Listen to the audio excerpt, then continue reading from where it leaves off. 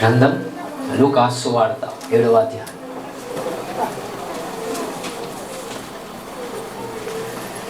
Thank you Jesus. 35వ వచనం.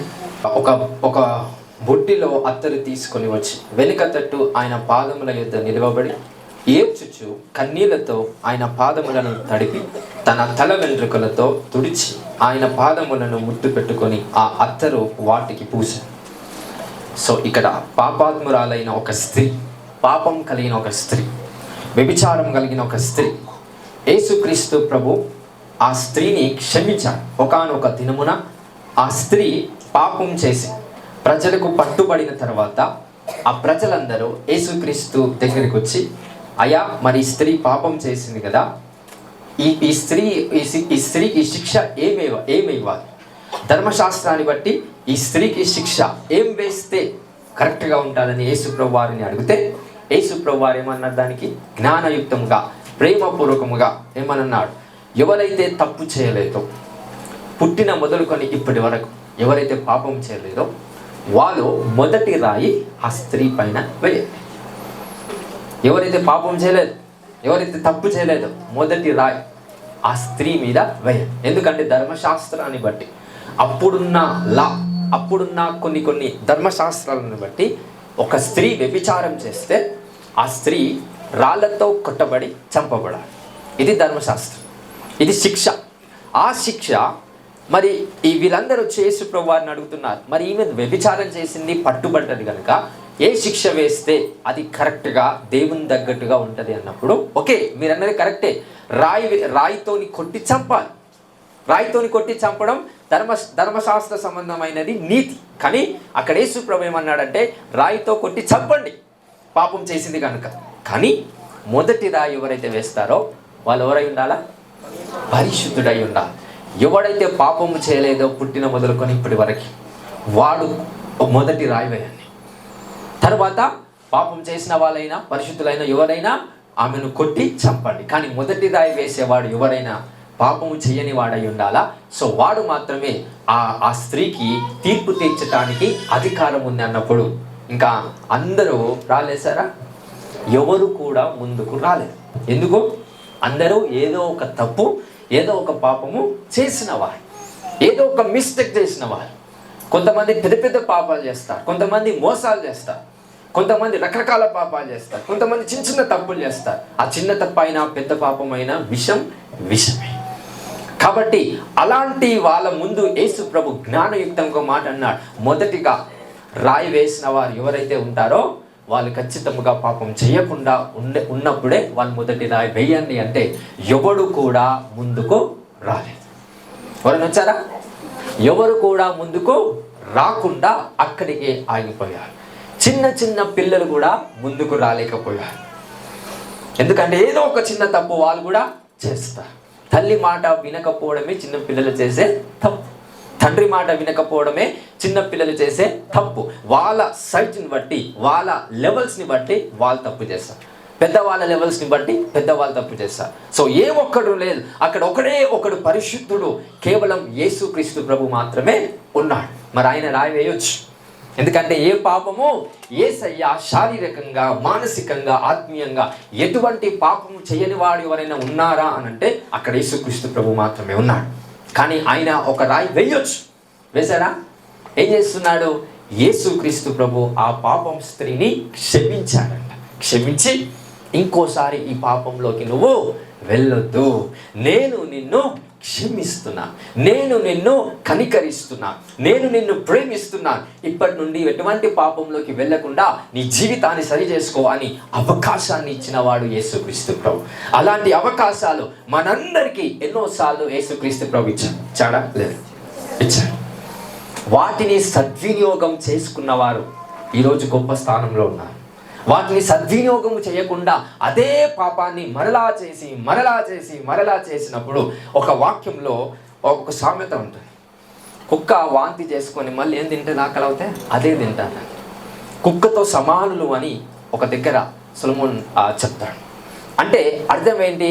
అక్కడ చేసిన పాపాన్ని మరలా చేయటం, దేవుడు క్షమిస్తాడని చేయటం వల్ల సరి అయిన జీవితం అది కాదు. దేవుడు ఇవ్వాల్సిన జీవితం ఒకటి ఉంది. ఆ జీవితంలోకి వెళ్ళడానికి కొన్నిసార్లు దేవుడికి క్షమిస్తా, అన్నిసార్లు క్షమించాం, కొన్నిసార్లు క్షమిస్తా. ఆ స్త్రీ యేసుక్రీస్తు ప్రభును కలిసి, ఇంతకుముందుకి ఎప్పుడైనా కలిసింది ఆ స్త్రీ? లేదు. ఫస్ట్ టైం యేసయ్యని తెలుసుకుంది. అరే నువ్వు పరిశుద్ధుడివే కదా, నా మీద రాయి వేయడానికి నీకు అధికారం ఉంది, మరి నువ్వు పాపం చేసావా యేసయ్య అంటే లేదు. ఆయన ఏ పాపం లేని వాడై ఉన్నాడు. అయినప్పటికీ యేసయ్య ఆ స్త్రీ పైన రాయి వేయకుండా ఏం చేశాడు? ఆ స్త్రీ క్షమించాడు. ఆ క్యారెక్టర్ని ఎప్పుడైతే ఆ స్త్రీ చూసిందో, ఇక్కడ అదే స్త్రీ ఒక్కసారి ఇప్పుడు 37వ వచనం చదువుతాం. 7వ అధ్యాయం 37వ వచనం. ఆ ఊరిలో ఉన్న పాపాత్మురాలైన ఒక స్త్రీ యేసు పరిసయ్యుని ఇంట భోజనములకు కూర్చున్నాడని తెలుసుకొని ఒక బుడ్డిలో అత్తరు తీసుకొని వచ్చి. సో ఆ ఊరిలో ఉన్న పాపాత్మురాలైన ఒక స్త్రీ, ఇప్పుడు ఆ ఊరిలో ఈ స్త్రీ వ్యభిచారి, పాపం కలిగిన స్త్రీ అని అందరికి తెలిసిపోయింది. కొంతమందికి కాదు, అందరికీ తెలిసిపోయినప్పుడు ఆ స్త్రీ ఒక ఇంటికి వెళ్ళినా ఆ ఇంట్లో ఉన్న వాళ్ళు కూడా ఎవరని అనుకుంటారు? పాపం చేసిన వారని అనుకుంటారు. ఆ స్త్రీ ఎక్కడికి వెళ్తుందో, ఆ స్త్రీ ఎవరిని కలుస్తుందో, ఆ స్త్రీ ఎక్కడెక్కడ ఏ స్థలంలోకి వెళ్తుందో, కలిసిన వారు కూడా ఎవరు? పాపాత్ములుగా ప్రజలు, లోకము ఖచ్చితంగా తీర్పు తీరుస్తారు. మరి అలాంటి స్త్రీ ఎవరి దగ్గరికి వెళ్ళిందంట? యేసుక్రీస్తు ప్రభు దగ్గరికి వెళ్ళింది. యేసయ్య దగ్గరికి ఎలా వెళ్ళిందంట? ఆ 37వ వచనంలో చూస్తే, యేసు పరిసయ్యుని ఇంట భోజనమునకు కూర్చున్నాడని తెలుసుకొని ఒక బుడ్డిలో అత్తరు తీసుకొని వచ్చిందంట. ఏం తీసుకొని వచ్చింది? అత్తరు. ఇంత 10 mlకి అత్తరికే 3-4 వేలు ఉంటుంది. ఆమె కొన్ని లీటర్లు తీసుకొని వచ్చిందంట అత్తరు. ఆ సమయంలో ఆమె సంపాదించిన, కష్టం చేసి సంపాదించిన సంపాదన, వ్యభిచారం చేసి సంపాదించిన సంపాదన, అన్ని రంగాలలో ఏమేం చేసి సంపాదించిందో ఆ సంపాదన అంతా ఎక్కడికి పోయిందంట? ఆ ఆస్తిని అంతా తీసుకుపోయి అత్తరు తీసుకుందంట. ప్రపంచంలో ఎక్కడ లేని అత్తరిని ఆమె కొన్నది, ప్రీషియస్ ఆయిల్. అలాంటి అత్తరిని కొని ఎక్కడికి తీసుకొచ్చిందంట? యేసుక్రీస్తు ప్రభు దగ్గరికి తీసుకొని వచ్చి 38వ వచనం, వెనుక తట్టు ఆయన పాదముల యొద్ద నిలువబడి ఏడ్చుచు కన్నీళ్లతో ఆయన పాదములను తడిపి తన తల వెంట్రుకలతో తుడిచి ఆయన పాదములను ముద్దు పెట్టుకొని ఆ అత్తరు వాటికి పూసెను. రైట్. ఏం చేసిందంట? వాటర్తో పాదాలను కడగలేదు. దేంతో కడిగింది? కన్నీటితో యేసుక్రీస్తు పాదాలను కడుగుతూ తన తల వెంట్రుకలతో తుడిచి ఆ కన్నీళ్ళు ఏవైతే యేసుప్రభు పాదాల మీద పడిందో మళ్ళీ ఆ కన్నీటి బొట్టులను తన యొక్క తల వెంట్రుకలతో తుడిచి ఆయన పాదములను ముద్దు పెట్టుకొని 3 చేసింది. ఇంకోటి 4వది ఆ అత్తరు వాటికి పూసలు. ఎన్ని చేసింది? ఎన్ని క్రియలు చేసింది ఇక్కడ చెప్పాలి? 4. ఫస్ట్ వచ్చేసి ఏడ్చుచు కన్నీళ్ళు ఆయన పాదము మీద పడేసింది. నెక్స్ట్ తల వెంట్రుకలతో తుడిచింది. 3వది పాదములను ముద్దు పెట్టుకుంది. 4వది అత్తరు దానికి అభిషేకించి, ఆ పాదములకు అభిషేకించి. సో 4 క్రియలు యేసుక్రీస్తు మీద ఉన్న ప్రేమను బట్టి 4 క్రియలు ఆ స్త్రీ చేసింది. అయితే ఇక్కడ రకరకాల ప్రజలు ఉన్నారు. పరిసేయులు, సద్దుకీయులు, పెద్ద వాళ్ళంటే ఊర్లో పెద్ద మనుషులు ఉంటారు కదా, వాళ్ళు దేవుని పరంగా ఉన్న పెద్ద మనుషులు, వాళ్ళంతా యేసు ప్రభు పక్కనే ఉన్నారంట. ఒక మీటింగ్ జరుగుతుంది. అదేం మీటింగ్? నువ్వు ఇట్లెట్లా చెప్తావు, అట్లెట్లా చెప్తావు అని ఒక మీటింగ్, పర్సనల్ మీటింగ్ అనేది ఒకటి జరుగుతుంది రూమ్లో. అప్పుడు ఎవరు వచ్చారు యేసు ప్రభు దగ్గరికి? ఈ పాపాత్మురాలైన ఒక స్త్రీ. ఆ స్త్రీ రాగానే వెంటనే ఇరుగు పొరుగు వాళ్ళు, అక్కడున్న పక్క వాళ్ళు ఏమని అనుకుంటున్నారు? యేసు ప్రభు గురించి, స్త్రీ గురించి కాదు, యేసు ప్రభు గురించి ఏమనుకుంటున్నారు? యేసుక్రీస్తు ప్రభుకి తెలియదా ఈమె పాపం చేసిందని? ఈ యేసుక్రీస్తు ప్రభు కూడా పాపం చేయడానికి రెడీగా ఉన్నాడా? ఈ స్త్రీని కలుస్తున్నాడేంది అని రకరకాల ఆలోచనలు ఆ వ్యక్తులకు కలిగాయి. యేసు ప్రభు దాన్ని గుర్తుపడతాడు. వీరు పనికిరాని ఆలోచనలు ఆలోచిస్తున్నారు. చూద్దాం ఆ వర్సెస్ ఎలా ఉన్నాయో. ఫస్ట్ ఆఫ్ ఆల్ ఈ 4టిని మనం అర్థం చేసుకోవాలి. ఒకటేంటి? కన్నీళ్ళు. ఆయన పాదముల మీద తడిపి తన తల వెంట్రుకలతో తుడిచి ఆయన పాదములను ముద్దు పెట్టుకొని ఆ అత్తరు వాటికి పూసారు. She anointed. అంటే ప్రతి ఒక్కరు కూడా తలను చూస్తూ ఉంటారు. ఎవరు కూడా అంటే హానర్ చేసేటప్పుడు తలను మాత్రమే చూస్తారు. సో లైక్ ఎలాగనే నేను చెప్తాను. సో ఇక్కడ ఆమె తలకు సంబంధమైన ప్రతిదీ కూడా పాదముల దగ్గరికి తీసుకొని వచ్చి, అర్థమవుతుందా? తలకు సంబంధమైన ప్రతిదీ కూడా దేని దగ్గర తీసుకొచ్చింది? పాదముల దగ్గర. అదేంటో చూద్దాం. ఫస్ట్ ఏడ్చుచు కన్నీ. కన్నీళ్ళు పైనుంచి ఆయన పాదముల మీద పడుతుందంట, తలకు సంబంధమైన.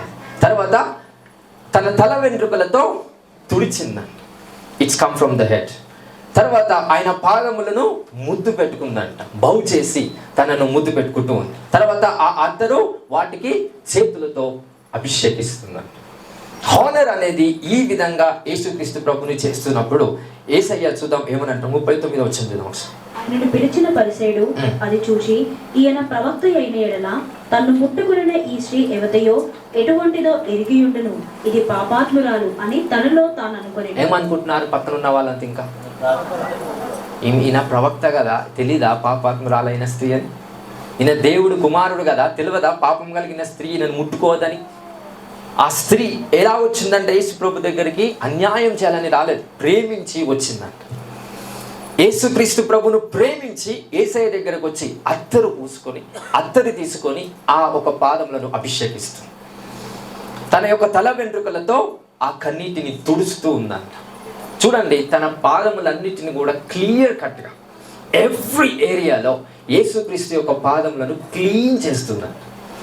ఎక్కడెక్కడైతే సువార్త చేసి వచ్చాడు, ఎక్కడెక్కడ తిరిగి వచ్చాడు, దేవుని రాజ్యం ఎక్కడెక్కడికి వెళ్ళి కట్టాడు, అన్ని చోట్లకి వెళ్ళి దేవుని రాజ్యం కట్టిన ఆ పాదాలను ఈ స్త్రీ ఏం చేస్తుంది? శుద్ధి చేస్తుంది, అభిషేకిస్తుంది. అభిషేకిస్తున్నప్పుడు పక్క వాళ్ళు ఏమనుకుంటున్నారు? రకరకాల చెడు ఆలోచనలు అనుకుంటున్నారు. ఒకటి బాగా గుర్తుపెట్టుకోండి, తాను యేసుక్రీస్తు ప్రభును ప్రేమిస్తుంది. ప్రేమించినప్పుడు పక్కన ఎవరున్నారో ఏమనుకుంటారో అని ఈమెకు ఆలోచన వస్తుందా? రాదు. ఆ ప్రేమలో స్వార్థం ఉన్నప్పుడు ఏమొస్తుంది? ఆలోచన వస్తుంది. అరే ఈ టైంలో యేసు ప్రభు దగ్గరికి వెళ్తే వాళ్ళేమనుకుంటారో వీళ్ళేమనుకుంటారో అనే ఆలోచన ఆ స్త్రీకి కలుగుతుంది. కానీ ఆమె ప్రేమలో ప్యూరిటీ అనేది ఉంది, బికాస్ ఆఫ్ దట్ స్పిరిట్.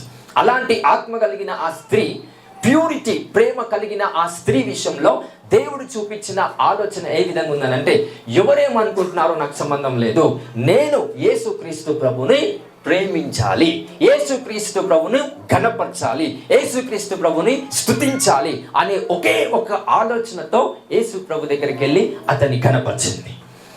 ఈ విధంగా మనము యేసయ్యను ఘనపరుస్తున్న ఆ ప్రాసెస్లో రకరకాల ప్రజలు రకరకాల ఆలోచనలు నీ పైన వ్యతిరేకంగా చూపిస్తారు. యేసు ప్రభును ప్రేమించే ప్రాసెస్లో రకరకాల ప్రజలు నీకు వ్యతిరేకంగా మారుతారు, నిన్ను అవమానిస్తారు, నీపై నిందలు వేస్తారు. ఇవన్నీ సమస్యలే నీకు కనిపిస్తూ ఉంటాయి. కానీ నిజంగా దేవుణ్ణి ప్రేమిస్తే అవి కనిపిస్తాయా? కనిపించు. ఒకటి బాగా గుర్తుపెట్టు, ఏదైనా సమస్య రాగానే దేవుని దగ్గరికి వెళ్ళి, అయ్యా ఈ సమస్యను తీసేయి, ఈ నింద నా మీద నుంచి తీసేయి, నేను ఎంత మంచిగా ఉన్నా కానీ నాపై వ్యతిరేకతలు వస్తున్నాయి, ఇవన్నీ యేసు ప్రభు దగ్గరికి వచ్చి మాట్లాడుతుంది. కానీ ఆ స్త్రీ ఏం మాట్లాడట్లేదండి, క్రియలు మాత్రమే చేస్తూ ముద్దు పెట్టుకుంటూ యేసు ప్రభును ప్రేమిస్తుందంట. హిందీ వచనాల్లో అంటాడు కదా యేసయ్య, ఈమె నన్ను విస్తారముగా ప్రేమించను కనుక విస్తారమైన ఈమె పాపములు క్షమించబడి ఉన్నామని క్లియర్గా యేసుక్రీస్తు ప్రభు అక్కడ ఉన్న పరిచయులకు అందరికీ చెప్తున్నాడంట. That's the love of the living God. Hallelujah. So ఎలాంటి ప్రాబ్లమ్స్ వచ్చినా ఆ స్త్రీకి ఆల్రెడీ ప్రాబ్లంలోనే ఉంది, పాపం అనేది ఉంది ఆ స్త్రీలో. అనేక ప్రజలతో నిందలు ఆల్రెడీ భరించింది, ఇంకెవరు దిక్కు లేదు, యేసు ప్రభు మాత్రమే దిక్కు. ఎందుకంటే పురుషులను నమ్ముకుంది, కొంతమంది స్త్రీలను నమ్ముకుంది, తనతోటి సహవాసులను నమ్ముకుంది. ఎవరిని ఏ విధంగా నమ్ముకున్నా నాకు సహాయం చేసేవాళ్ళు ఎవరు లేరు, నన్ను వాడుకొని విడిచిపెట్టే వాళ్ళే ఈ మానవులని ఆమె ఒకే ఒక డిసిషన్కి వచ్చింది. ఏం డిసిషన్ అది? యేసుక్రీస్తు మాత్రమే నేను నమ్ముతా, ఆయనను మాత్రమే ప్రేమిస్తా. ఆయనను ప్రేమిస్తున్న ప్రాసెస్లో వాళ్ళేమనుకుంటున్నారు, వీళ్ళేమనుకుంటున్నారు, వీళ్ళు రకరకాలుగా చెడనుకుంటారేమో అనే ఆలోచన నాకు అవసరము లేదు. నేను యేసుక్రీస్తు ప్రభుని ప్రేమించాలని ఫిక్స్ అయిపోయాను కనుక నేను విస్తారముగా నేను ఆయనను ప్రేమిస్తున్నాను. అదే దేవుడు అదే అంటున్నాడు కదా, నువ్వు విస్తారముగా ప్రేమిస్తున్నావు కనుక నీ విస్తారమైన పాపములు క్షమించబడి ఉన్నావంట. ఆమె యేసు ప్రభు దగ్గరికి వచ్చి, అయ్యా నేను ఈ పాపం చేశాను, అయ్యా నేను ఈ తప్పు చేశాను, ఒకటే ఒక క్రియ చేసింది, ఆమె ఏంటి? ప్రేమించింది. ఒకసారి వర్డ్స్ చూద్దాం. 42 అదే అధ్యాయం 47 చదవండి. ఆమె విస్తారముగా ప్రేమించను గనుక ఆమె యొక్క విస్తార పాపములు క్షమించబడనని నీతో చెప్పుచున్నాను. ఎవరికి నీ కొంచెముగా క్షమింపబడినో వాడు కొంచెముగా ప్రేమించునని చెప్పి నీ పాపములు క్షమింపబడి ఉన్నవని అని ఆమెతో అనెను. రైట్. ఎలా క్షమించబడ్డాయి తన పాపము? ఆమె ఏం చేసిందని? ప్రేమించింది యేసయ్య. ఎలా ప్రేమించడం అంటే how is it possible to understand this kind of love? ఈ సమయాల్లో, ఈ జనరేషన్లో ఎలా ఉన్నాయి ప్రేమ? ఈ కైండ్ ఆఫ్ జనరేషన్లో ప్రేమ ఎలా ఉంది? ఆమె చూపించిన ప్రేమ ఎలా ఉంది? తను పరిశుద్ధురాలని నేను చెప్పట్లేదు, దేవుని శక్తి తనలో ఉందని చెప్పట్లేదు, దేవుని మహిమ ఆమెలో ఉందని నేను అనట్లేదు, వాక్యం కూడా అనట్లేదు. దేవుని ఆత్మతో నింపబడిన స్త్రీ, వాక్యం తెలిసిన స్త్రీ ఏది కాదు. ఒకే ఒక క్యారెక్టర్ ఉంది, సరి అయిన మనస్సు కలిగిన స్త్రీ. సమస్త వాక్యము ఎరిగి ఉన్న స్త్రీ వేరు, సరి అయిన మనసు కలిగిన స్త్రీ వేరు. ఇలాంటి పాపాత్మురాలైన స్త్రీని యేసు ప్రభుని చూసిన వెంటనే ఆమె ఒకే ఆలోచనలోకి వచ్చింది, ఈ రోజు నుంచి నేను పాపాన్ని విడిచిపెడతాను. ఎందుకు విడిచిపెట్టగలుగుతుంది? దేనిని బట్టి విడిచిపెడుతుంది? ఆమె యేసయ్యను ప్రేమించగలుగుతుంది. అంటే చెడు వెళ్ళిపోవాలంటే చెడు కోసం ప్రార్థన చేయొద్దు. చెడు వెళ్ళిపోవాలంటే ఏం చేయాలి? దేవుణ్ణి ప్రేమించాలి. అందరికి అర్థమవుతుందా? సమస్య వెళ్ళిపోవాలంటే సమస్య కోసం ప్రార్థించొద్దు. ఏం చేయాలి? దేవుని ప్రేమించాలి. హల్లెలూయా, హల్లెలూయా. కష్టం, సమస్య, బాధ, వేదన, రోగ, వ్యాధులు ఇవన్నీ వచ్చినప్పుడు యేసయ్య దగ్గరికి వెళ్ళి అయ్యా ఈ కష్టం తీసేయి అని అనే ప్రజలు చాలా మంది ఉన్నారు. కానీ నిజంగా దేవుని ప్రేమిస్తే బయటికి వచ్చి ఒంటరిగా ఉండి ఏడుస్తూ, లార్డ్ నాకు ఈ జీవితం ఇచ్చినందుకు నీకే కృతజ్ఞతాస్తుతులు అని అన్నప్పుడు ఆయన శక్తి నీపై ప్రవహిస్తాడు, ఆయన నది నీపై ప్రవహిస్తాడంట. ఎంతమంది అలా అనగలుగుతున్నారండి? కష్టాల్లో ఉన్నప్పుడు thank you Jesus for this grace. ప్రాబ్లమ్స్లో ఉన్నప్పుడు అయ్యా నాకు ఈ జీవితం ఇచ్చినందుకు నీకు వందనాలు అని అంటారా? ప్రాబ్లమ్స్ తీసేయి, సమస్యలు తీసేయి అని అంటారు. అంత బ్యాచ్, ఎక్కువ బ్యాచ్ ఏముంటుంది? ఎక్కువ పర్సంటేజ్ కష్టాలు తీసేయి, సమస్యలు తీసేయి. హల్లెలూయా. వచ్చింది కదా ఆ యెషయా గ్రంథం 41వ అధ్యాయం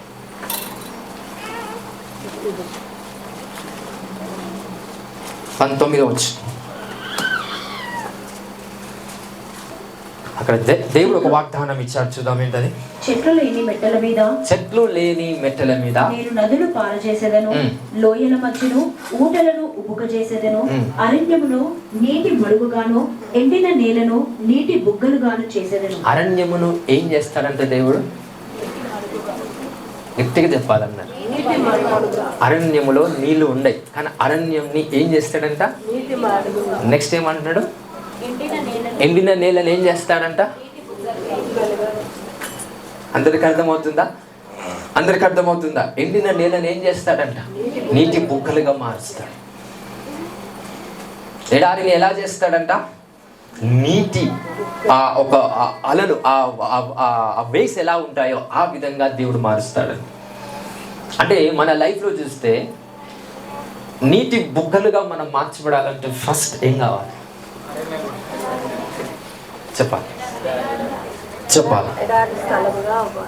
చెప్పాలన్నా ఎడారి స్థలములోకి రావాలి. ఏమీ లేని చోట ఆయనను వృక్షాన్ని మొలిపిస్తాడు. అప్పుడే కదా ఆయనకి మహిమ, అప్పుడే కదా ఆయనకి ఘనత. నీళ్ళున్న చోటకెళ్ళి విత్తనాలు వేసి ఇది చెట్టు ఫలించింది అన్నప్పుడు అది సాక్ష్యం అవుతుందా? యాకోబు విత్తనం ఎక్కడేశాడు? ఎక్కడేశాడు?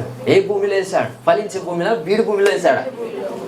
బీడు భూమిలో వేసి in the name of Jesus, తండ్రి అసాధారణమైన కార్యమును చేసేవాడు కనుక ఇది జరుగును కాక ప్రార్థన చేసినప్పుడు అక్కడ నీళ్ళని పుట్టించాడు, అక్కడ కార్యాలు చేశాడు, అక్కడ అద్భుతాలు జరిగాయి. అంటే ప్రేమ ఎక్కడి నుండి స్టార్ట్ అవుతుందో దీనిని బట్టి మీకు అండర్స్టాండ్ అవ్వాలి. Hallelujah. Where there is a lack, there is a prosperity. But before the prosperity comes, that lack has to exist. అంటే సమృద్ధిలోనికి వెళ్ళే ముందు ఏమి ఉంది అని సమృద్ధిలోనికి వెళ్తాడు? లేమి ఉంది కాబట్టే ఏం గుర్తొస్తుంది? సమృద్ధి అనేది గుర్తొస్తుంది. హల్లెలూయా. సో ఆ స్త్రీ విస్తారముగా ఎలా ప్రేమించగలిగింది యేసుక్రీస్తు ప్రభు, ఆ ప్రేమించగలిగింది అనడానికి ఎలాంటి ఫార్ములాస్ ఆ స్త్రీ యేసు ప్రభు విషయంలో వాడి. యేసు ప్రభు దగ్గరికి వెళ్ళి, అయ్యా నువ్వు అంటే నాకు ఇష్టం, నీకోసం నేను ఏదైనా చేస్తా, నేను ప్రార్థన చేస్తా, నీ సువార్తను ప్రకటిస్తా. ఆమె సువార్త ప్రకటించాల్సిన అవసరం లేదు. ఆమె సువార్తను మనం చదువుతున్నాం ఈరోజు. అండర్స్టాండ్ చేసుకోండి. ఆమె సువార్త ప్రకటించాల్సిన స్థాయి లేదు ఆమెకి. ఆమె సువార్తని ఈరోజు ఏం చేస్తున్నాం మనం? 2000 సంవత్సరాల క్రితం జరిగిన ఆ సంఘటన ఈరోజు మనం చర్చించుకున్నామంటే that's the matter of the love of Jesus Christ. Hallelujah. Yesu ప్రభుతో పాటు ఉన్న 12 మంది శిష్యులు మాత్రమే అద్భుతాలు చేయలేదు. చాలా మంది అద్భుతాలు చేశారు, బట్ వాళ్ళ పేర్లు లిఖితపూర్వకంగా రాయబడలేదు. Because they are not characterised by the spirit of God. వాళ్ళ గుణశీలత సరిగా లేదు. Hallelujah, hallelujah. రైట్. ఇప్పుడు అందరూ ఒక అండర్స్టాండింగ్ వద్దాం. యేసుక్రీస్తు ప్రభు ఆ స్త్రీని అంగీకరించాడు. ఆ స్త్రీ చేసే ప్రతి క్రియ కన్నీటితో ఆ పాదాలను తడిపి, అదే పాదాలను తన యొక్క తల వెంట్రుకలతో తుడిచి తను ముద్దు పెట్టుకుందంట ఆ పాదములను. ఎన్నిసార్లు? 45 వచ్చిన ఒకసారి. నీవు నన్ను ముద్దు పెట్టుకొనలేదు గాని నేను లోపలికి వచ్చినప్పటి నుండి ఈమె నా పాదములు ముద్దు పెట్టుకొనడం మానలేదు. ఏంటంట? మానలేదు. ఎంతమంది ప్రార్థన చేయడం మానేశారు, ఎంతమంది వాక్యం చదవడం మానేశారు, ఎంతమంది ఉపవాసం చేయడం మానేశారు, ఎంతమంది యేసు ప్రభు సువార్త చేయడం మానేశారు. అంటే మానలేదు అంటున్నారంటే వాళ్ళు ఏం చేస్తున్నట్టు? దేవుణ్ణి స్వచ్ఛపరమైన మనసుతో ప్రేమిస్తున్నారని అర్థం. ఎప్పుడైతే సమస్యలను బట్టి ప్రార్థన మానేస్తారో, కష్టాలను బట్టి వాక్యం చదవడం మానేస్తారో, కష్టాలు నష్టాలను బట్టి రోగాలను బట్టి ఎప్పుడైతే దేవుని స్తుతించడం మానేస్తారో, దేవుణ్ణి వాళ్ళు ప్రేమించలేకపోతున్నారని అర్థం. ఇదే మీకు ప్రూఫ్. దేవుణ్ణి ప్రేమిస్తున్నారా లేదా? నేను చెప్పను, ఈ వాక్యమే మీకు బయలుపరచునుగా. హల్లెలూయా, హల్లెలూయా. రైట్. యేసుక్రీస్తు ప్రభువు ఆ స్త్రీని అంగీకరించాడు. ఆ స్త్రీ ఏదైతే చేసిందో ఆ స్త్రీ చేసిన దాన్ని బట్టి యేసు ప్రభు అంగీకరించాడా లేదా? అంగీకరించాడు. ఆ స్త్రీ చేసిన దాన్ని బట్టి యేసు ప్రభుపై నింద పడిందా లేదా? పడ్డది. హలో, ఉన్నారు అందరు? ఆ స్త్రీ చేసిన దాన్ని బట్టి యేసు ప్రభు పైన నింద పడిందా లేదా? పడింది. అందరు యేసు ప్రభుపై నిందలు వేశారు అక్కడ ఉన్న వాళ్ళంతా. మేము పాపం చేసి వచ్చిన స్త్రీ, ఆమె ఈమె పాదలను ముద్దు పెట్టుకుంటుంటే ఇంకా పెట్టనిస్తున్నాడు, కానీ అలానే తిరస్కరించట్లేదు ఈ బోధకుడు, ఈ యేసుక్రీస్తు ప్రభు. మరి ఈయనకు అన్ని తెలుసు కదా, అట్టెట్లా మరి అంత దాకా రాణిస్తున్నాడు అని ఎంతో మంది అక్కడున్న వాళ్ళు నిందలేశారంట. She's the reason for the blame of Jesus. Yesu ప్రభుపై నింద పడటానికి ఎవరు కారణం? ఇప్పుడు ఎవరు కారణం? ఆ స్త్రీ. బట్ అదే యేసు ప్రభు ఆ నిందను బట్టి ఆ స్త్రీని తిరస్కరించాడా?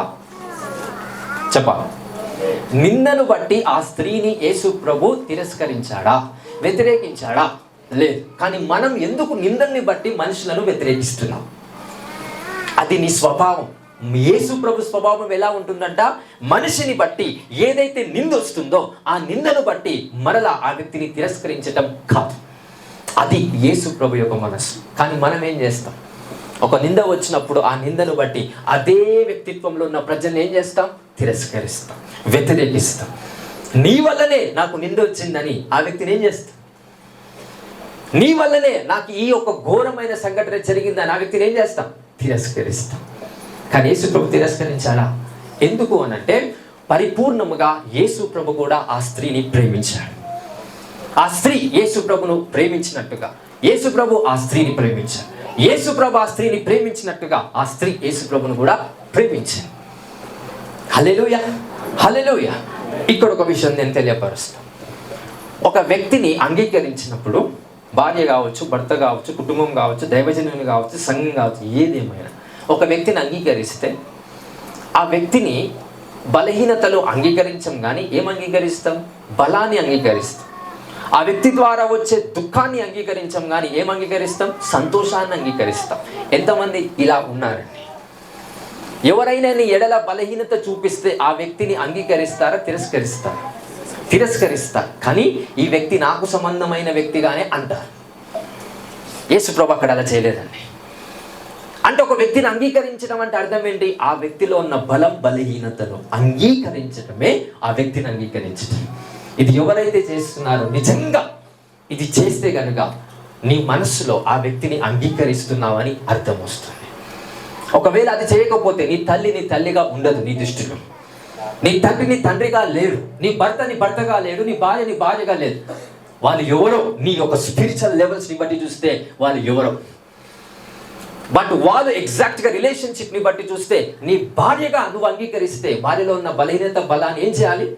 అంగీకరించాలి. కానీ ఏం అంగీకరిస్తాం మనమందరం? బలాన్ని మాత్రమే అంగీకరిస్తాం. ఏం అంగీకరించాం? బలహీనతను అంగీకరించాం. ఈరోజు బలహీనతను కూడా అంగీకరించే శక్తి మీకు వచ్చునుగాక. That's the pure love in Jesus' name. హల్లెలూయా, హల్లెలూయా. అందరికీ అర్థమవుతుందా? నిజంగా దేవుణ్ణి ప్రేమిస్తే పాపం పోతుంది, ప్రార్థిస్తే పాపం పోతుంది. ఏం చేస్తే పాపం పోతుంది? ప్రేమిస్తే. హల్లెలూయా. అంటే ఇంకా ఆమె క్యారెక్టర్, ప్రేమించగలిగే క్యారెక్టర్ ఎందుకైందంటే అంతమందితో మోసపోయింది కాబట్టి. కొంతమంది మనుషుల మీద ఎక్కువ ఆధారపడతారు. నాకు వీళ్ళు సాయం చేస్తారు, వాళ్ళు సాయం చేస్తారు. దేవుని మీద ఎప్పుడు ఆధారపడతారు వాళ్ళు? అందరు మోసం చేసినాక అప్పుడు దేవుని దగ్గరికి వచ్చి, అయ్యా నువ్వే నాకు ఆధారము. ఈ పాటలు ఉండే చూసావు, అన్ని పాటలు పాడతారు. హల్లెలూయా. ఆ స్త్రీ ముందుగానే యేసు ప్రభును ప్రేమించగలిగింది. ఎందుకంటే లోకంలో అంతగా హేళన చేయబడింది, అంతగా అవమానపరచబడింది, అంతగా నిందించబడింది. Understand those things. ఆ పురుషుని గురించి మాట్లాడట్లేదు, స్త్రీ గురించి మాట్లాడుతున్నాను. హల్లెలూయా. ఎడారిలో ఉన్న ఆ స్త్రీని దేవుడు ఏం చేశాడు? చిగురించే ఒక పుష్పములాగా ఆ స్త్రీని చేసి ఇప్పుడు ఆ స్త్రీ ఒక పరిచర్య స్త్రీగా దేవుడు అంగీకరించాడు. అంగీకరించినట్టుగానే ఆ స్త్రీ యేసు ప్రభు చేసే పరిచర్యలో భాగంగా ఆ స్త్రీ కూడా నిలబడిందంట. స్త్రీగా, పరిశుద్ధురాలైన స్త్రీగా యేసుక్రీస్తు ప్రభు ఆ స్త్రీని మార్చగలిగాడు. హల్లెలూయా. ఇంకొక అథారిటీ అనేది నేను చెప్తాను. Exercise this authority. ఒక వ్యక్తిని నువ్వు మార్చాలంటే ఆ వ్యక్తిలో ఉన్న బలం బలహీనతను నువ్వు అంగీకరించాలి. ఒకవేళ బలం బలహీనతను అంగీకరించకపోతే ఆ వ్యక్తిని మార్చే అధికారం నీకు లేదు 100%. ఒకవేళ ఈ ప్రాసెస్లో ఆ వ్యక్తిని మార్చాలనే ప్రయత్నం నువ్వు చేస్తే సాతాను నిన్ను అటాక్ చేస్తుంది. ఎంతమందికి ఈ వాక్యం అర్థమైంది? ఈ వర్డ్ ఇది చాలా గుర్తుపెట్టు. హల్లెలూయా. ఎంతమంది భార్య కోసం ప్రార్థిస్తున్నారు మారాలని, ఎంతమంది భర్త కోసం ప్రార్థిస్తున్నారు మారాలని, ఎంతమంది పిల్లల కోసం ప్రార్థిస్తున్నారు, ఎంతమంది తల్లిదండ్రుల కోసం ప్రార్థిస్తున్నారు, అత్త కోడల కోసం, కోడల అత్త కోసం. అన్ని డైమెన్షన్స్ ఆఫ్ లో రిలేషన్షిప్లో అన్ని రిలేషన్షిప్స్ ఆలోచించి ఎవరి కోసం ప్రార్థిస్తున్నారు? అయ్యా నా భర్త మారట్లేదని భార్య, భార్య మారట్లేదని భర్త. కానీ వాక్యం ఏం సెలవిస్తుంది? ఎవరైతే ఒక వ్యక్తి యొక్క గుణాన్ని, వారికి ఉన్న బలహీనతను బలాన్ని సంపూర్ణంగా అంగీకరిస్తారో వాళ్ళకు మాత్రమే అధికారం ఉంటుంది. దేని విషయంలో? వాళ్ళను మార్చటానికి, తీర్పు తీర్చటానికి.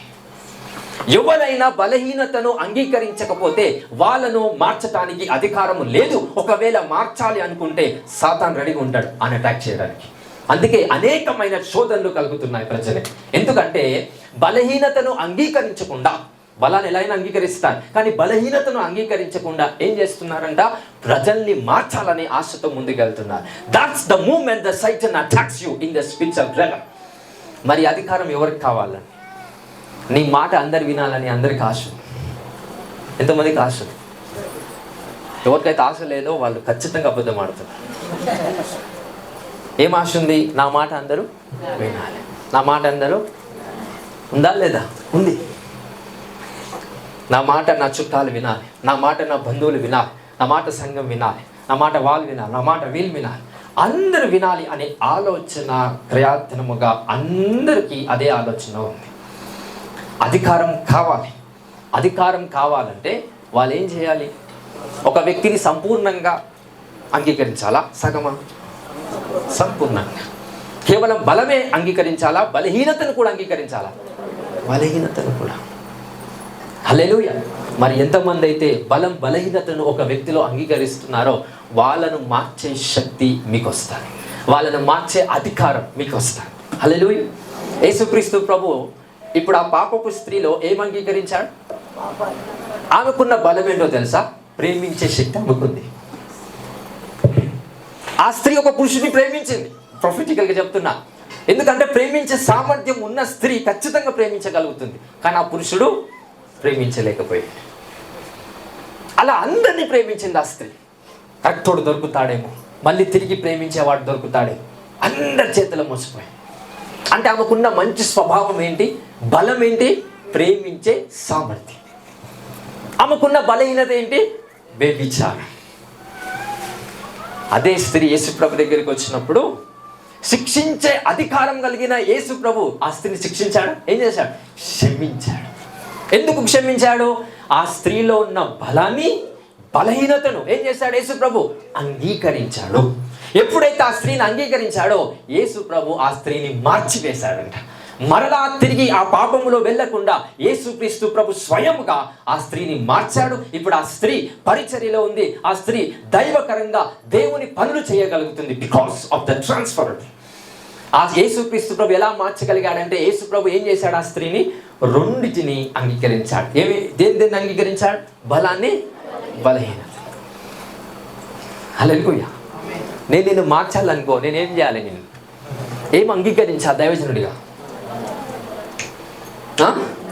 బలాన్ని, బలహీనత నేను అంగీకరిస్తే నిన్ను మార్చే అధికారం నాకు ఉంటుంది. సో భర్త కోసం ప్రార్థించే భార్య భర్తను ఎలా అంగీకరించాలి? భర్తను ఎలా అంగీకరిస్తే భర్త మార్చబడతాడు? నీ ద్వారా. భర్తలో ఉన్న కేవలం దేన్ని అంగీకరిస్తున్నాం? బలాన్ని. బలహీనతను అంగీకరించే ఆ సామర్థ్యం మనలో లేదు అని మోసపోతున్నాం. మరి భార్యలో ఉన్నదాన్ని ఏం అంగీకరించాలి? ఓన్లీ బలమేనా? ఇంకేం అంగీకరించాలి? బలహీనత. హల్లెలూయా, హల్లెలూయా. మరి ఎంతమంది అంగీకరిస్తారు? ఈ లాస్ట్ మాసం 2025లో ఎంతమంది దీన్ని అంగీకరిస్తారు? నేను నా భర్తలో ఉన్న రెండింటిని నేను అంగీకరిస్తాను. నా కుటుంబంలో ఉన్న ప్రతి ఒక్కరి వాళ్ళలో ఖచ్చితంగా రెండు ఉంటాయి. ఏ మనిషిలో ఒకటి ఉండదు. ఒకటంటే బలం ఉండదు, కేవలం బలం మాత్రమే ఉండదు. బలంతో పాటు ఏముంటుంది ప్రతి మనిషిలో? బలహీనత. The more you are close to him, you understand his weaknesses. ఒక వ్యక్తికి ఎప్పుడైతే దగ్గరగా వెళ్తామో వాళ్ళ బలాలు కనబడాయి. ఏం కనిపిస్తాయి? బలహీనత. ఇంకొక లాస్ట్ ద రెవల్యూషన్ చెప్తాను, బాగా విన్నాను. ఎప్పుడైతే నూనె, అభిషేకం, అత్తరు, అనాయింటింగ్, ఎప్పుడైతే తైలము నీ మీద పూయబడుతుంది, నేను కొన్నిసార్లు నీపై అనాయింటింగ్ ఇస్తాను, అభిషేకం అంటారు దాన్ని. తైలము నీ తలపైన ఎప్పుడైతే నేను పోస్తాను, ఎప్పుడైతే నా చేతులతో తలపైన నేను అత్తరు లేకపోతే తైలం ఎప్పుడైతే పోస్తానో ఆ అభిషేకం ఏం చేస్తుందంట? నీలో బలాన్ని కలగజేస్తుంది.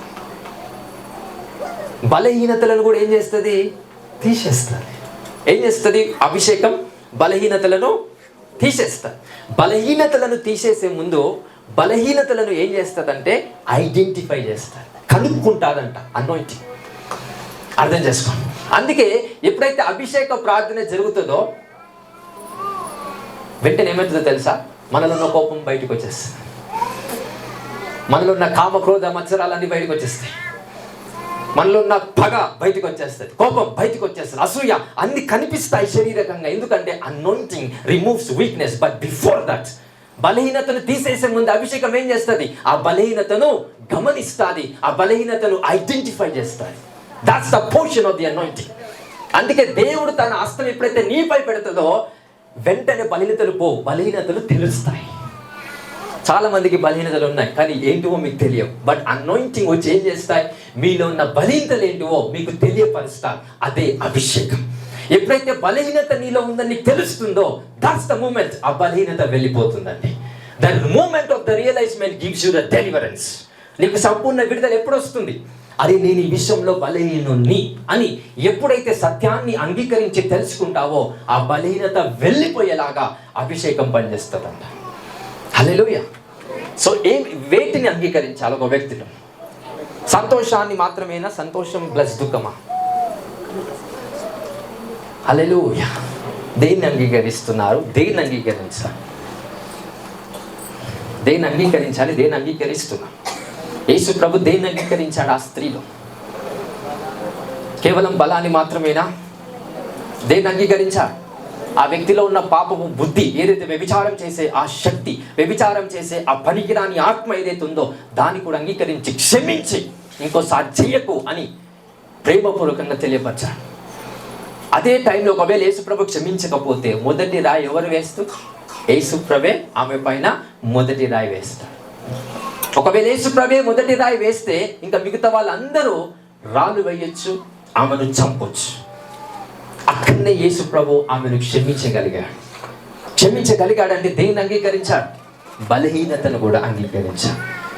దీన్ని ఎప్పుడైతే అంగీకరిస్తారో మీ కుటుంబం సత్ఫలముగా జీవిస్తారు. ఎప్పుడైతే దీన్ని అంగీకరిస్తారో మీ కుటుంబం ఖచ్చితంగా అన్ని విషయాలలో సుఖముగా ముందుకెళ్తాదంట. ఎప్పుడైతే బలహీనతను అంగీకరించారో గొడవలు మొదలవుతాయి. బలహీనతను అంగీకరించారో టెన్షన్స్ మొదలవుతాయి. బలహీనతను అంగీకరించారో రకరకాల దానికి దారి తీస్తూ ఉంటాయంట. ఇలాంటి రాజ్యం కుప్పకూలిపోనుగా, దేవుని రాజ్యం మాత్రమే స్థిరపరచబడునుగా. హల్లెలూయా. ఒక వ్యక్తిని ప్రేమించేటప్పుడు జ్ఞానయుక్తమైన ప్రేమ లేకపోతే ఆ ప్రేమలో మూర్ఖపు ప్రేమ అనేది ఉంటుంది. ఇదేలానో చెప్తా. ఎవడైనా పామును ప్రేమిస్తాడా? చెప్పండి గట్టిగా. ప్రేమించి ఎందుకు? అది చంపేస్తుంది కాబట్టి, నిన్ను ఖచ్చితంగా హర్ట్ చేస్తుంది. ఇప్పుడు వినండి. కానీ భూలోకంలో ఒకడు ఉన్నాడు, వాడు పామును ప్రేమిస్తాడు. వాడెవడంటే డాక్టర్. వాడు ఆ పామును ప్రేమించగలిగింది కాబట్టి ఆ పాములో ఉన్న విషంకి తీసి దాన్ని ఏం చేశాడు? మెడిసిన్గా చేశాడు. మీరు వేసుకునే టాబ్లెట్స్లో పాము విషయం కూడా కొంచెం ఉంటుంది, అదే మెడిసిన్. ఒకవేళ వాడు ప్రేమించకపోతే ఆ మెడిసిన్ కనుక్కుంటుండేనా? చెప్పండి. దాన్ని ఇష్టపడ్డా, అరే ఈ పాములో ఏదో వెళ్తాదరా, ఈ పాములో సంథింగ్ ఉంది అని వాడు కనుక్కొనగలిగాడు. Is anointing. ప్రేమించే చాత కాక అందరిపై నిందలు వేస్తాం మనం. అదే వాడు జ్ఞానయుక్తంగా ప్రేమించాడు కాబట్టి ఈ పామును చంపొద్దు, కానీ పాములో ఉన్న విషంని ఏం చేద్దాం? వాడుదాం. Uses the poison of the snake. అదే మనం ఏం చేస్తాం? దాన్ని వాడటం ఎలా తెలియదు కాబట్టి దానిపై ద్వేషం వస్తుంది.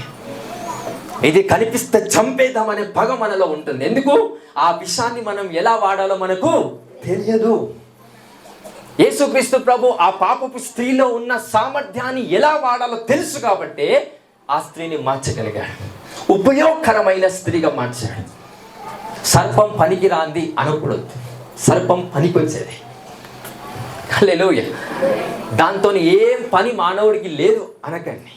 ప్రతి ఒక్క అనిమల్, ప్రతి ఒక్క జీవితం, ప్రతి ఒక్క రకమైన పక్షితో మానవుడికి పని ఉంది. విష సర్పాలు, విష జీవులు, ఆ వాటితో కూడా ఎవరికి పని ఉంది? మానవుడికి పని ఉంది. కానీ వాటిని చూసి ఎప్పుడైతే భయపడతారో మానవుడు దాన్ని సరిగ్గా వాడలేడు. అది నిష్ప్రయోజనముగా అయిపోయింది. ఇప్పుడు నీ భార్య పనికిరాని దాని అయితే భర్త ఎవరు? ఇప్పుడు సర్పంని చూసి సర్పం పనికిరాందిరా, దాంతో ఏం ప్రయోజనం లేదని చంపేశాడు అనుకో. అది పనికొచ్చేదని తెలియక చంపేశాడు. చాలామంది ఫ్యామిలీస్ అలా ఉన్నాయి, చాలామంది సంఘస్థులు అలా ఉన్నారు, రకరకాల విషయాల్లో అలానే ఉన్నారు. సర్పంలో ఉన్న విషయాన్ని ఎలా వాడాలో తెలియదు, కానీ సర్పం విషయం అనేది చూస్తూ దాన్ని భయపడుతూ దాని మీద పగబెట్టడం స్టార్ట్ చేస్తారు. Today let you people be wisdom in Jesus name. పాము వలె వివేకం మీకు వచ్చును గాక. హల్లెలూయా, హల్లెలూయా. సర్పంతోని యేసు ప్రభుకు పని లేదంటే అదే యేసు ప్రభు ఏం సెలవిచ్చాడు పాము గురించి? పాము వలె వివేకముగా మీరు నడుచుకోవాలని తెలియపరిచాడు. హల్లెలూయా. మోషే దగ్గరికి ప్రజలు వెళ్ళి దేవుని తిడతారు, దేవుని దూషిస్తారు. నీ దేవుడు ఏం దేవుడు మమ్మల్ని మధ్యలోకి తీసుకొచ్చి నాశనం చేశాడని మోషే దేవుణ్ణి తిట్టినప్పుడు పైనుంచి అంట వర్షం రాలే, ఏమొచ్చాయి? సర్పాలు దిగొచ్చాయంట. పైనుంచి ఏమొచ్చినాయి? సర్పాలు కింద పడ్డాయి. తాపకరమైన సర్పం అంటది. హల్లెలూయా. అన్ని కిందికి వచ్చి ధన్ ధన్ అని కాటేస్తే చంపేసుకుంటూ వెళ్ళిపోయాడు. మళ్ళీ అందరు ఎవరి దగ్గరికి వచ్చారు? మోషే దగ్గరికి వచ్చి, అయ్యా మేము నిన్ను దూషించి తప్పు చేశామని ఆ రియలైజ్మెంట్ ఎందుకు వచ్చింది? చనిపోతున్నారు కాబట్టి. అది ప్రేమ కాదు. మోషే మీద ప్రేమ వచ్చి మోషే మీ దగ్గరికి రాలేదు. అది ప్రేమ కాదు. చాలా మంది స్వార్థాన్ని బట్టి వచ్చేదే ప్రేమని అనుకుంటున్నారు. వాళ్ళు ఎలాగైతే మోషే దగ్గరికి వచ్చి, అయ్యా క్షమించండి, నువ్వు గొప్పవాడివి, నువ్వు ప్రార్థిస్తే మా అపాయాలన్నీ వెళ్ళిపోతాయి అన్నప్పుడు మోషే మీద ప్రేమ చూపిస్తున్నారని అర్థమా? లేదు. హల్లెలూయా.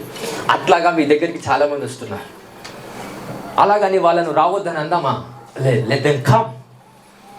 సమస్య నాకు వస్తున్నాయి, అది రాని. ప్రాబ్లమ్స్ వస్తున్నాయి, రాని. ఏ సమస్య నీ దగ్గరికి వచ్చినా నిరీక్షణ మాత్రం వదిలిపెట్టకండి, ధైర్యాన్ని మాత్రం వదిలిపెట్టకండి, విశ్వాసాన్ని వదిలిపెట్టకండి, ప్రేమించటం మానివేయకండి. హల్లెలూయా, హల్లెలూయా. అందరికి అర్థమవుతుందా? అందరికి అర్థమవుతుందా? క్రూర జంతువులు చంపేస్తాయని భయమై చాలామంది పారిపోతే, క్రూర జంతువులను ప్రేమించి దానిని చంపి దానితో వచ్చే ప్రతి ఒక్క దాని యొక్క చర్మాన్ని వాడి కొన్ని కోట్లు సంపాదిస్తున్నారు. కొంతమంది దాని యొక్క రుచి తెలియక భయపడి పారిపోతున్నారు. ఇదొక గ్రూప్ ఉంది. మనం ఏ గ్రూప్లో ఉన్నామో మీకే తెలియాలి. హల్లెలూయా. శత్రువుని చూసి భయపడే వ్యక్తులు వేరు, శత్రువులో ఉన్న సామర్థ్యాన్ని నీ కోసం వాడుకునే తెలివి కలిగిన వారు వేరు. ఎవరో మీకు తెలియాలి. శత్రువుని చూసి శత్రువు కోసం ప్రార్థిస్తున్నారు, అయ్యా నా జీవితం లేడు ఉండొద్దు, అది సర్పం. కానీ జ్ఞానవంతుడు ఏం చేస్తాడు? ఆ సర్పాన్ని చంపేయని ప్రార్థించాడు. దాని దగ్గరికి పోయి విషాన్ని బయటికి తీసి దాన్ని వాడి దేవుని మహిమపరుస్తాడంట, ఆశీర్వదించబడతాడంట. అనేక మంది ప్రజలకు స్వస్థతగా అది చేస్తాడంట. అందుకే WHO మీద ఒకటి ఉంటుంది, పాము ఇలా ఉంటారు, తెలుసా? చదువుకున్న వాళ్ళకి తెలుసు. 2 పాములు ఇలా అల్లుకొని ఉంటాయి. ఎందుకు పెడతాడు పాము అల్లుకొని? ఎందుకు పెట్టాడు? Even though it's a poison, it gives you healing. అంటే స్వస్థత అనేది మంచి మంచి జంతువుల ద్వారా రాదు, క్రూరమైన జంతువుల ద్వారా స్వస్థత వస్తుంది. హల్లెలూయా. WHO వరల్డ్ హెల్త్ ఆర్గనైజేషన్ ప్రపంచవ్యాప్తిగా ఉన్న ఆరోగ్య సంస్థనే 2 ఇలా పెట్టింది. అంటే ఆ సర్పాలను ఎందుకు చూపిస్తుంది? Because of that's the power that's come from the serpent. Hallelujah, hallelujah. మరి శత్రువులను తరుముదామా? శత్రువులలో ఉన్న సామర్థ్యాన్ని వాడదామా? అంటారు బాగానే. ఒక చిన్న సమస్య వస్తే ప్రార్థన కాదు, ఉపవాస ప్రార్థన చేస్తాం. ఒక చిన్న ఎవరైనా మిమ్మల్ని తిట్టారనుకో, ఇంకా వాళ్ళతో మాట్లాడు కాదుగా, అసలు వాళ్ళ ముఖం కూడా చూడాలి. హల్లెలూయా, హల్లెలూయా. రాజకీయ నాయకులు అలా అనుకుంటూ పోతే వాడు గెలుస్తాడా? గెలవడు. శత్రువుని సైతం వాడిలో ఉన్న సామర్థ్యాన్ని కూడా వాడు ఏం చేయాలి? రాజకీయ నాయకుడు వాడాల. హల్లెలూయా.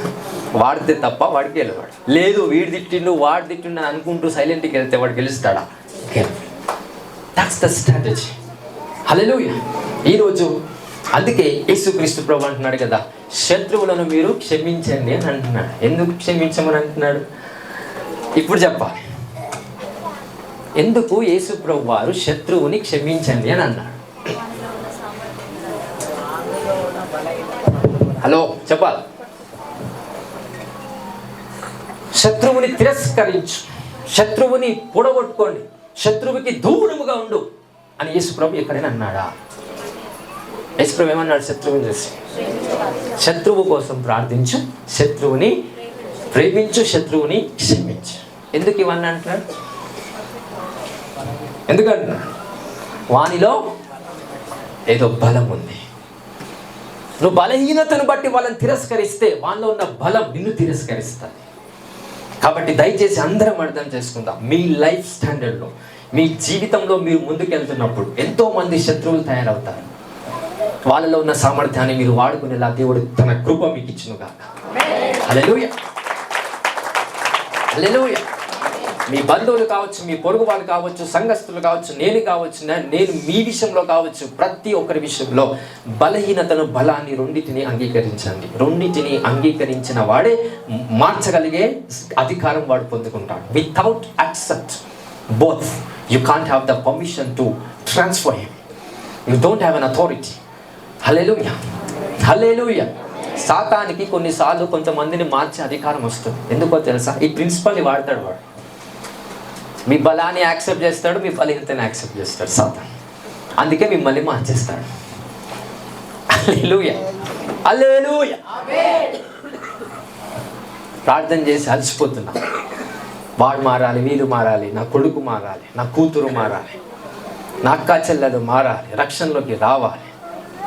కానీ వాళ్ళు ఏమని అంటే మనము తట్టుకోము. వాళ్ళు ఏదైనా చిన్న బలహీనత కలిగిన మాట ఏదనంటే మనము ఓర్చుకోము, భరించము. అంటే అంగీకరిస్తున్నామా? అంగీకరించట్లేదు. You can't transfer the world when you don't accept this both. Hallelujah. మరి ఎంతమంది అంగీకరిస్తారు? రెండింటిని ఎంతమంది అంగీకరిస్తారు? అంగీకరించని అనుకుంటున్నారు. ఏం రెండింటిని అంటే ఏంటిది? బలహీనత, బలం. ఎంతమంది చేస్తారు? From now. యేసుక్రీస్తు మనసు అలాంటి. మరి ఆ మనసు మనం కలిగి ఉంటే ఆయనలాగా మనం పనిచేస్తాం. హల్లెలూయా, హల్లెలూయా. వెయిట్ చేయండి. ఎప్పుడైతే రెండింటిని అంగీకరించామో ప్రాబ్లమ్స్ ఎదురవుతుండొచ్చు. మొయ్యలేని భారము నీపై పడొచ్చు, మొయ్యలేని ప్రెషర్ నీపై పడొచ్చు, రకరకాల నిందలు నీపై పడొచ్చు. Don't worry, wait in the presence of the Lord. దేవుని సన్నిధిలో ఎప్పుడైతే వేచి ఉండి ఆయనను నమ్ముకుంటావో ఒకానొక దినము నీకు వస్తాడు. ఆ దినము నువ్వు వెచ్చించబడతావు. ఆ దినము ప్రతి కార్యము నీకు జరిగేలా చూస్తాడు. హల్లెలూయా, హల్లెలూయా. అందరికి అర్థమవుతుందా? అందరికి అర్థమవుతుందా? అన్నా జీవితంలో దేవుడు చేసిన గొప్ప కార్యము కన్నా అన్న దేవుని దృష్టి ప్రకారంగా ఉన్న శక్తి ఏదైతే అన్నకుందో అది మనం చూసేటట్టు మనం ప్రయత్నించేది. సో అన్న దేవుని యొక్క భక్తి కలిగిన స్త్రీ. ఎన్నో సంవత్సరాల నుంచి పిల్లలు లేరు. ఏం చేస్తుంది? ప్రార్థిస్తుంది, ప్రార్థిస్తుంది, ప్రార్థిస్తుంది. దేవుడు దాన్ని ఎప్పుడు అంగీకరించాడు. కానీ స్టిల్ అది ఇంకా జరగట్లేదు, ఇంకా పిల్లలు పుట్టట్లేదు. ఎలా ప్రార్థించిందంట? చివరికి ఒక తాగుబోతోడు తాగి ఎలా ఊపుకుంటూ మనిషితో మాట్లాడతాడో ఆ స్త్రీ అంతకన్నా ఎక్కువగా ఊపుకుంటూ మాట్లాడిందండి. ఎందుకు ఊపుకుంటూ అంటే తాగి కాదు, ఆమెకున్న బాధ, వేదన మనిషిని ఊగేలాగా చేసింది. అంత బాధ కలిగిన ఆ స్త్రీ దేవుని దగ్గరికి వచ్చి ఒక మాట అంటారు. ఏంటో తెలుసా? అయ్యా, నువ్వు నాకు కుమారుణ్ణి ఇస్తే నేను నీకు ఈ కుమారుణ్ణి బహుమానముగా నీ సేవకు నేను ఇస్తాను. ఆ మాట ఎట్లొచ్చింది? ఆ మాట ఎట్లొచ్చింది? హన్నగించి అంటే నేను నా కొడుకుని నీకు ఇస్తాను అనే మాట ఎప్పుడొచ్చింది? పెళ్ళైన వెంటనే పిల్లలు పుట్టానికి ఈ మాట వస్తుందా? చెప్పండి. Samuel is not born by incident. Samuel is not born by accident. He born by incident.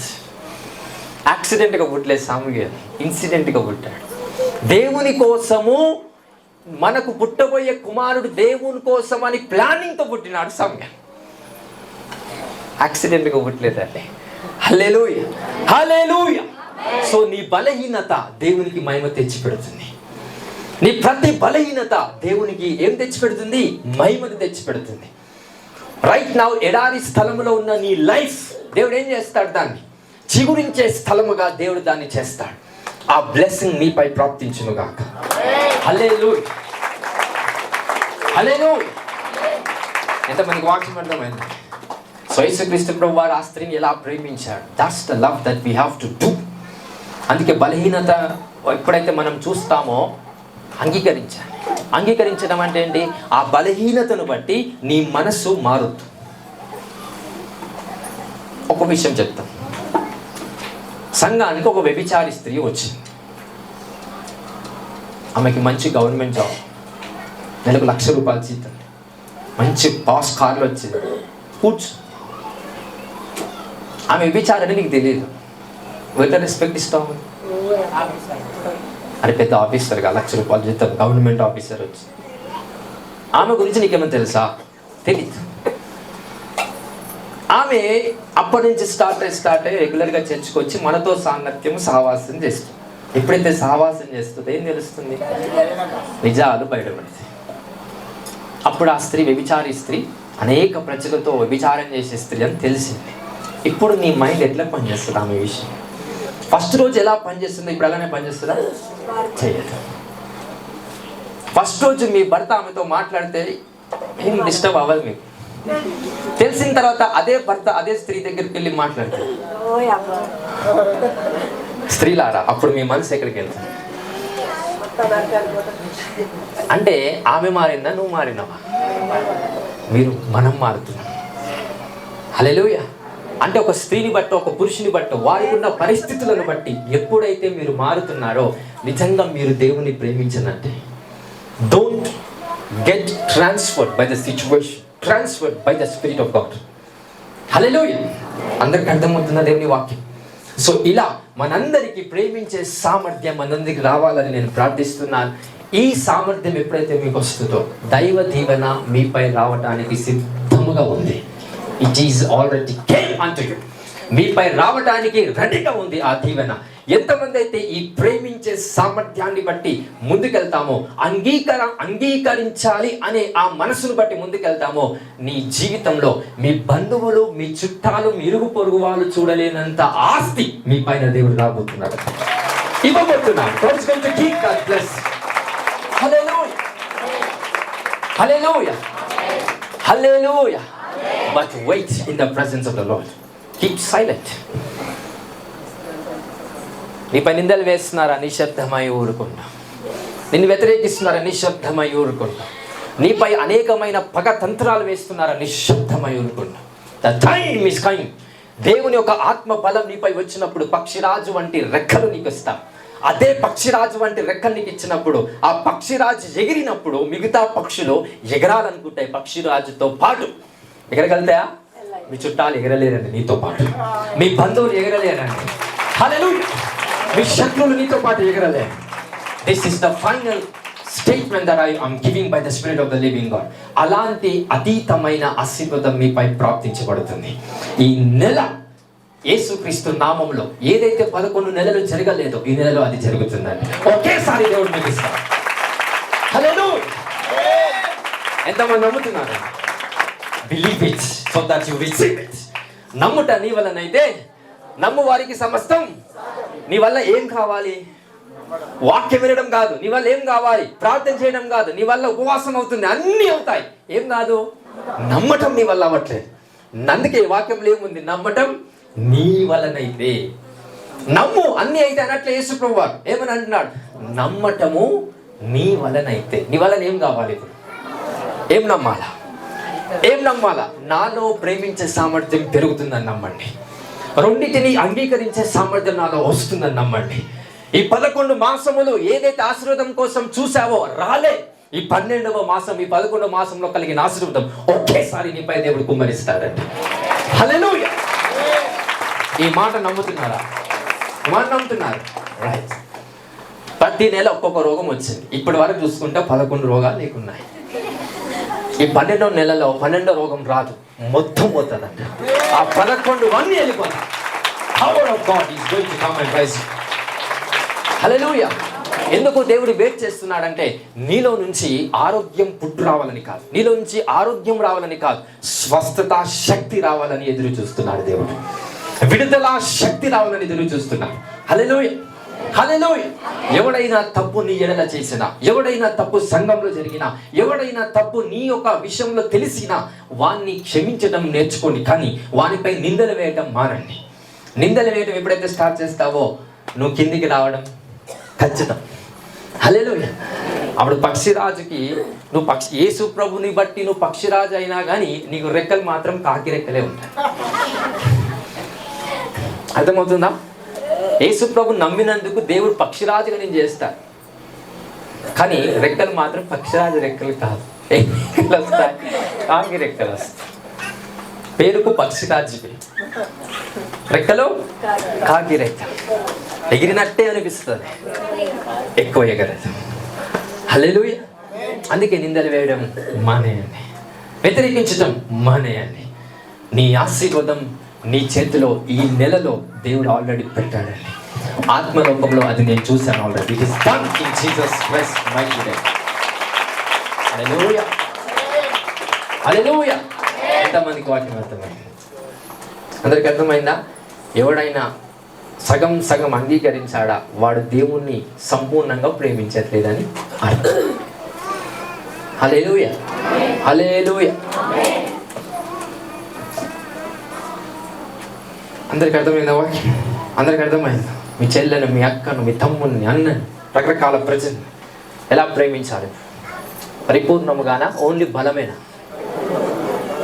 బలానికి బలం చూసే ప్రేమిస్తే స్వార్థమైన ప్రేమ, అవసరత కలిగిన ప్రేమ. అది అసలు అది ప్రేమనే కాదు. That's not love. హల్లెలూయా.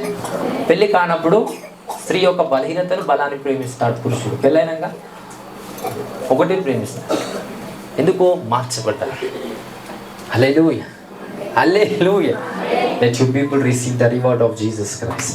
యేసు ప్రభు చేసిన త్యాగ ఫలం మీ కలుగునుగా. హల్లెలూయా.